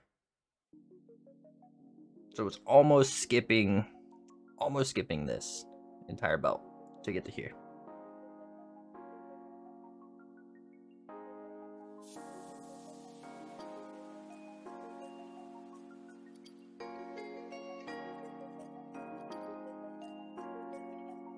Now, with the ones that were defeated in said war, they would be reborn if they have means set up in the green belt.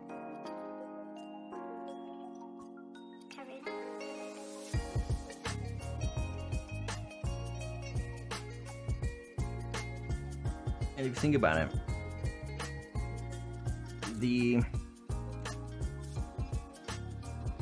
with all of the universes that are being born, being made, right? Some are in fact made, like this one. This one that we are in now was made by me.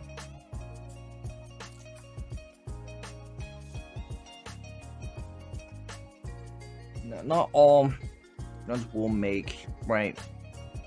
Like, say, an outer force user. Some beings are capable of making universes, and then on top of that, making life just to rule over. to grow farther. That's another outer force that you can go down. That is another road for the outer force you can go. You can make your own. It's pretty much like making your own power.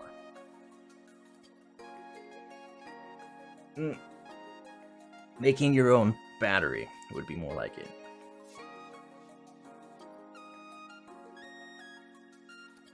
But not all of said beings are capable of making life.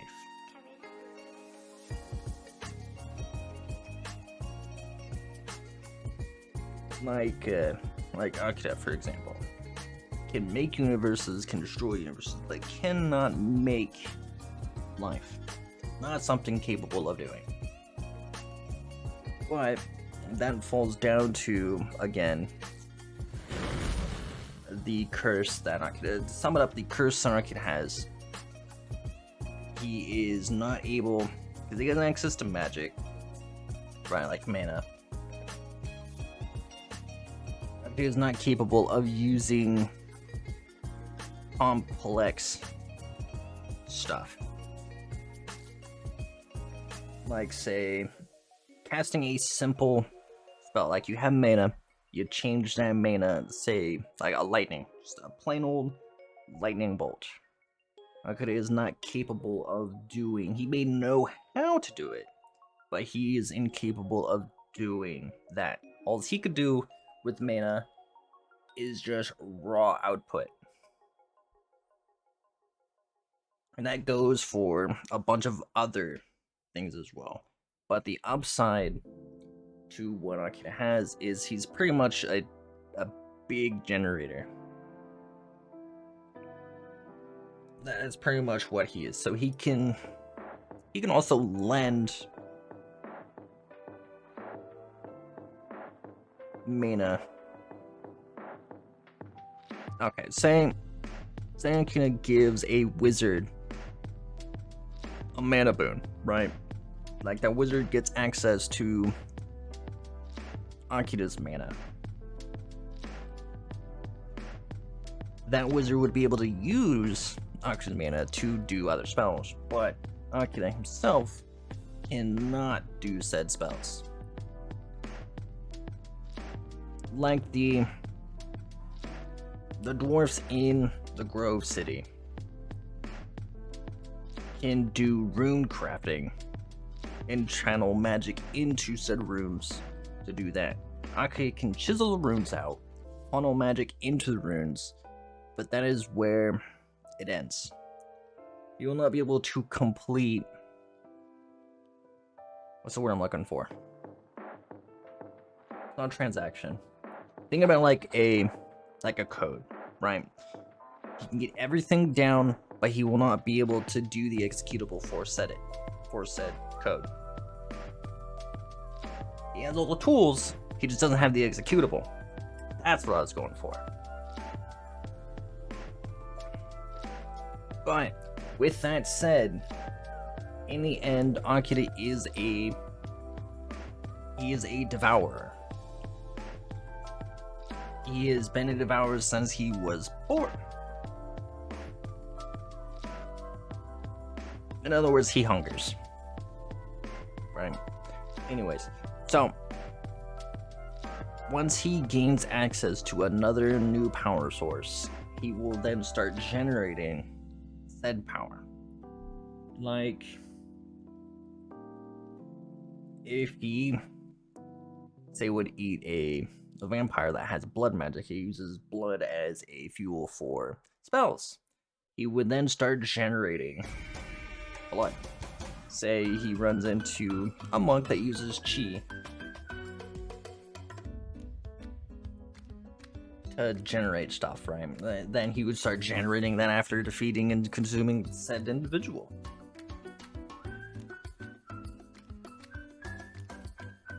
But he will never be able to use the complex techniques for said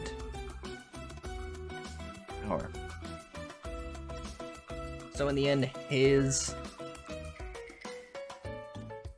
usual style, say, to fight is to pretty much mix everything that he's gotten into a blender and uses that to just fuel his attacks. And his attacks are more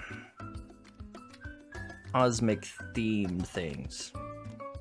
Usually attacks people with stars. Sends flares. Now, I said the thing about the monk, but he already had access to soul and stuff like that. Hold on, I will be right back. I'm gonna go get my food, and we'll talk more about. I wasn't planning on talking about the powers that AKEADA has, but I'm gonna continue with that because I wanted to say it just to get it down. Save this video. Back to talking.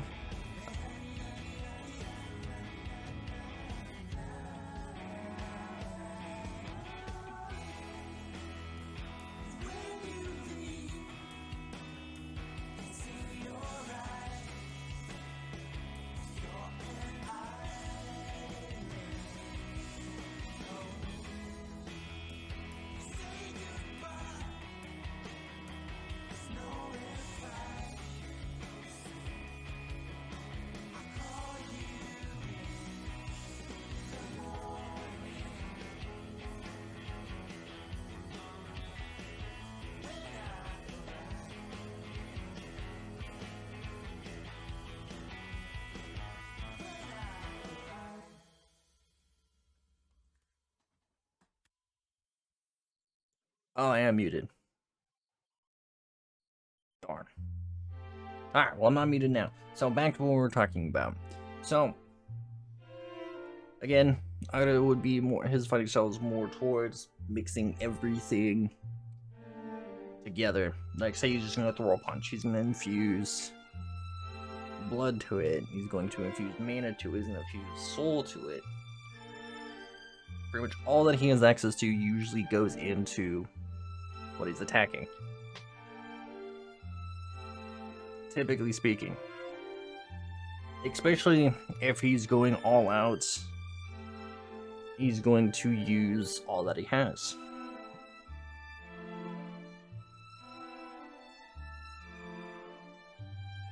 When he attacks. But in nature of his boons, we have the mutation one that I was talking about before. And when he gives, if he gives boons, which he might in the future, they won't be really all that complex.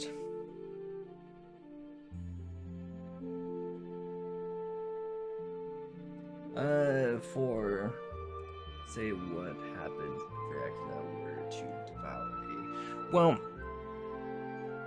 to give a little bit of spoiler, in the arc when he is in, so the arcs for the story that AKEADA has would be Prothor here, right? This would be Prothor when he is first born as just a normal. I can't never really decide if it's going to be a plant or mushroom, because the early concepts of AKEADA was he was a mushroom man, right? Mushrooms.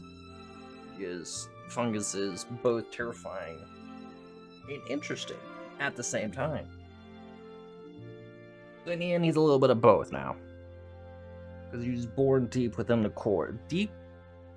So everybody who does not know, the power mechanic for Prothor, which still can exist on New Prothor, where he is now, the Grove City. There's a bunch of different people here who use different powers. You got mages, you got monks, and so on and so forth, right? So when he was here, he was born touched by the Curse Realm. Curse Realm was another realm that exists within the Green Belt.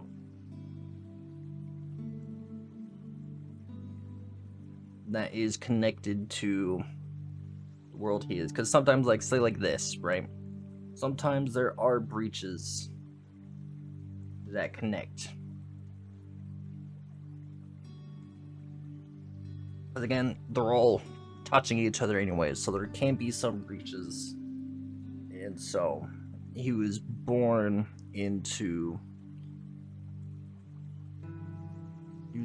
with the curse realm, touching into this one. So he's here, curse realm was here, but he was affected by the curse realm when he was born.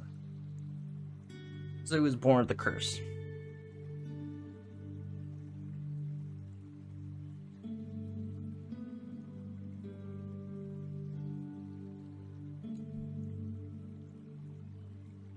As you mentioned, that blessed damage, that's blessed by another deity. Doesn't mean it's a good one, doesn't mean it's an evil one. It could be a pure evil deity, but as long as it's not necessarily an allied to said individual, will harm him.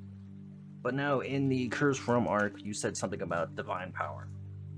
Now the Curse Realm arc did experiments on AKEADA. They find that it was difficult to actively slay AKEADA, right? They couldn't kill him normally because he would seem to always just come back. Now, you were saying before, well, if he dies, wouldn't he just respawn over here? It's different because they were killing him physically, not spiritually. When a deity dies physically, they can still be reborn within that same belt, but if they die physically and spiritually, they gotta restart from the ground up. If they're not forgotten and lost. But if you slay a powerful being, not necessarily physically, but spiritually, like you just destroy their soul, it is a worse death than dying normally. Like, right, physically it would still hurt, but if your soul goes, that's different. Because you're still there physically, your mind is still there, but it's hard to explain. In other words, what I'm getting at, the soul is more important than the physical form. So you could die physically, but if you die spiritually, it's worse. There's no real way to come back if your soul is dead. It is very difficult to actually destroy somebody's soul. It's not necessarily difficult to devour a soul. If you devour a soul, it's gone still. It is still them dying. Now that falls back in line with the whole inner force. I know I'm getting off topic. That falls in line with the inner force, right? When I said AKEADA is a devourer, is a lot more brutal method of gaining power.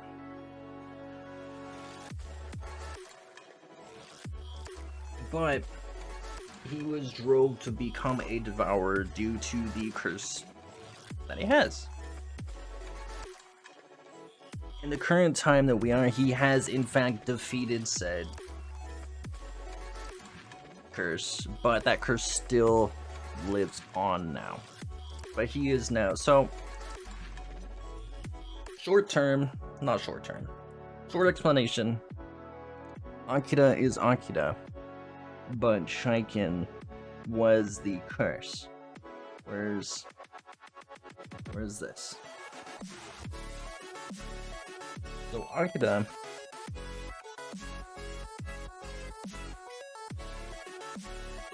is AKEADA, right? But then you have the curse that lives. So think about it like another soul within AKEADA when he was born, aka the curse, which would be Shaiken. That is the cursed soul that lives within AKEADA, or lived within AKEADA when it was the whole Prothor arc. But since then, that's the whole Kurshram arc thing. He has defeated and consumed, because they're both trying to, once it hits that point, they're both trying to eat each other. Right? But AKEADA prevailed, and then became AKEADA Shaiken. First name, last name. And then the initials for it, of course, would just be AX. Would just be Axe. So that's where the whole AKEADA Shaiken name came from. Just for a little lore stance for it. But back to the whole divine thing. Back at the Kurshram, they intentionally pumped pure light essence into AKEADA to see what would happen. It killed him, but the curse of Shaiken did start devouring light energy. They also did it to the dark, and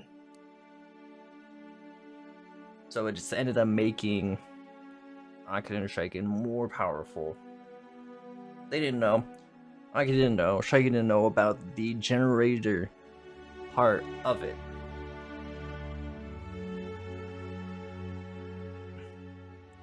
So now AKEADA generates light and dark on top of the blood, mana, and soul that he already has.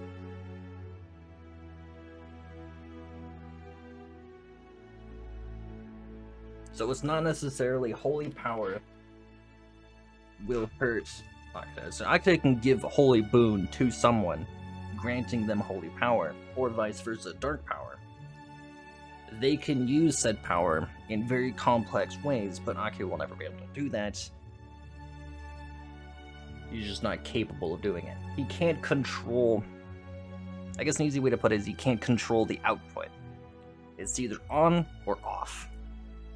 Well, he can control the output, just not the shape or direction of it, right? It's always just a straight line. Say like a lightning spell will curve a little bit. Like say, let me do this. So this is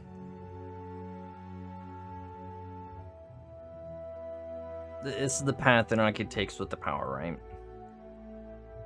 It's just a straight shot. Now, say you cast a spell, you start generating or focusing the mana, right? Well, instead of just going straight, you would branch to either fire, lightning, or whatever other spells you would, and then it would execute. There's no middle ground for AKEADA. It's only raw power. That's it. Now back to the topic of the holy. Now, the power of said individual god could be holy, dark, or whatever, but it can still be harmful to another being. Even if it's the same level, it can still be harmful and still cause damage, right? Or a sacred ground. It was just calling it sacred ground is just the easiest way to explain it, but a blessed ground by an enemy deity will always harm another one that's an enemy. Right? Think about it like a barrier. Harmful barrier. Or those old stories, good night, Flex Nina. Get some good rest and take care. Always a pleasure to see you. Always a pleasure.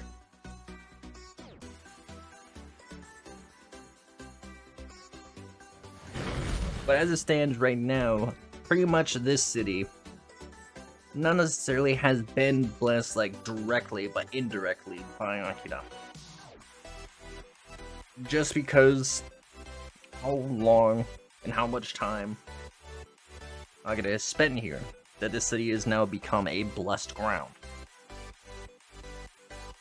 Now you can either do it directly, like you go over to a field, the god blesses it and then leaves. That ground is still blessed.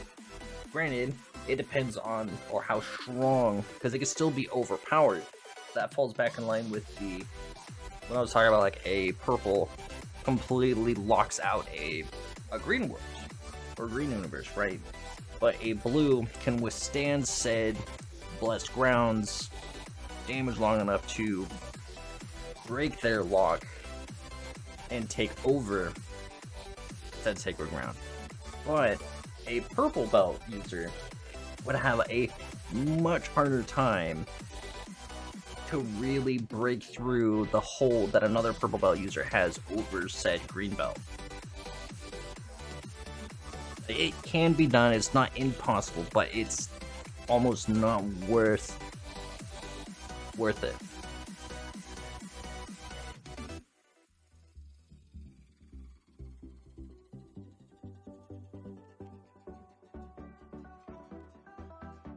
That was an over explanation, but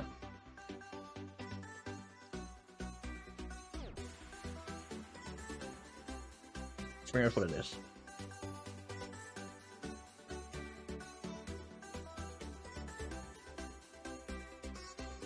Get rid of this. Get rid of that.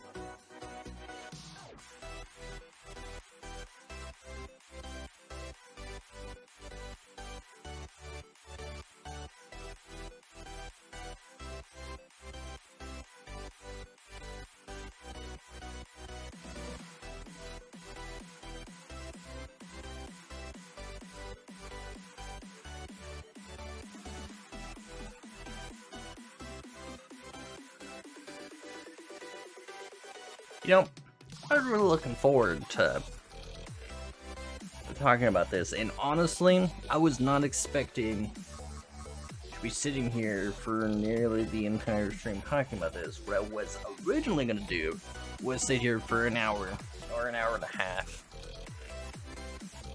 talking about this, and then immediately switch to a game, right?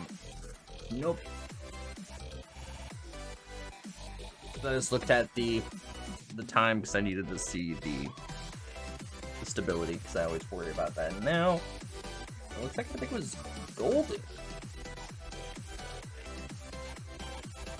But we are going to break and pick this up again later. I don't know if I'll do it tomorrow, but the next day, because I want to do this more. I want to do this a whole lot more. In fact, a little later, I will be, well, not I, but there will be a section in Discord dedicated to story time.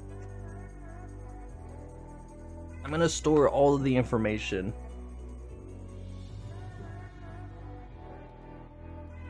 there. I've been looking for a spot, right, to start storing the information we talk about here, or me just typing it up in general.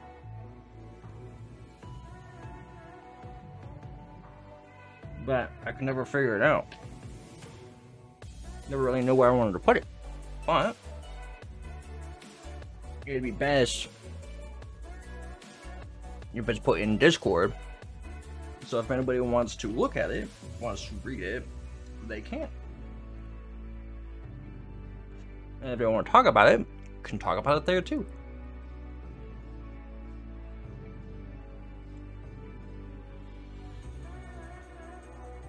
But enough of this. I don't want to play a game that I've been meaning to play. I might as well play it on stream. I forgot what it's called. Yeah, I'm munching.